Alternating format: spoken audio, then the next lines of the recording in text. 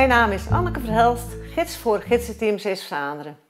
Iedere week vertel ik u in het kort iets over de bijnamen van de inwoners in de kernen van West-Zeeuws-Vlaanderen.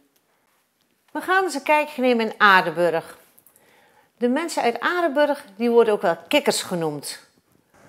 Nou zul je denken, waarom worden die nou kikkers genoemd? Dat komt omdat ze vroeger dus gingen optreden met de fanfare in een andere plaats. En die mensen die in die fanfare zaten, die droegen een heel mooi groen uniform. Een mooi groen jasje en een mooie groene broek.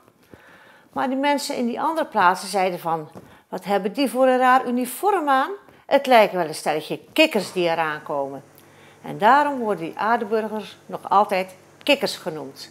Dat kun je ook zien als je daar op de markt komt, want daar staan ook 4 kikkers bij de fontein. En dat hoort echt bij die kikkers van Aardenburg.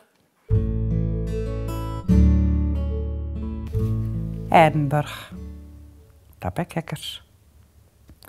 De schutters zijn er de schuld van. Die trokken een groen pakje na. Elke schutter leek een put. Het land schold ze voor kikkers uit.